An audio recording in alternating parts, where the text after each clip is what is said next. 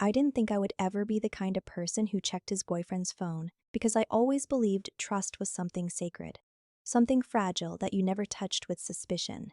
But that night, something inside me felt off, like a quiet alarm ringing somewhere deep in my chest that I couldn't ignore, no matter how hard I tried. He was in the shower, humming softly, the same way he always did, and his phone lay on the bed beside me, screen lighting up again and again with notifications he didn't bother to silence.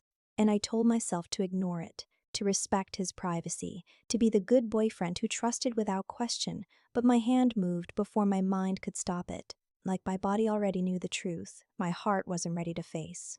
I picked it up, my fingers trembling, my pulse loud in my ears, and the moment I unlocked it, I saw messages from someone saved under a name I didn't recognize. And I felt my stomach twist as I opened the chat, my eyes scanning words that didn't belong to me. Words that sounded intimate, familiar, soft in ways he hadn't been with me in months. "I miss you already," the message said, sent just an hour ago, while he was sitting beside me pretending everything was normal, pretending I was still the only one. My throat went dry, my hands cold, and suddenly every moment from the past few weeks replayed in my mind with a different meaning.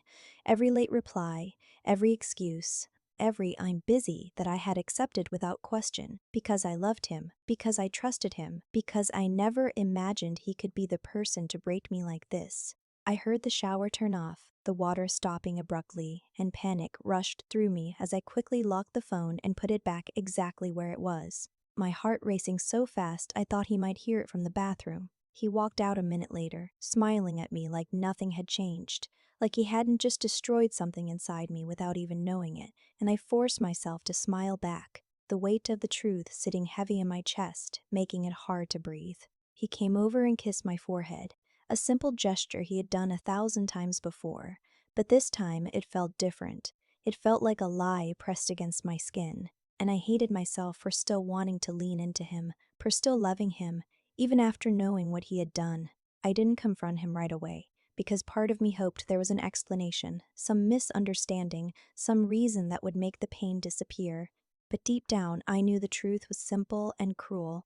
He had chosen someone else while still holding on to me, keeping me close like a backup plan, like something safe and familiar he didn't want to lose. That night, he fell asleep beside me like always, his arm wrapped around my waist, his breathing slow and peaceful, and I lay there staring at the ceiling, feeling more alone than I had ever felt in my life, wondering how someone could be so close to you and still be so far away.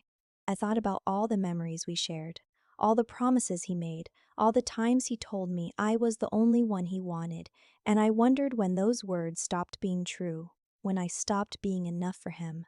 Tears slid silently down my temples into the pillow, and I stayed still so I wouldn't wake him, because I didn't want him to see me breaking, didn't want him to know how much power he had over my heart. In that moment, I realized cheating wasn't just about betrayal, it was about the quiet death of trust, the slow realization that the person you loved most was capable of hurting you in ways you never imagined. And even though he was still beside me, still holding me like he always did, I knew something between us was already gone, something that would never come back, no matter how much I wished it could.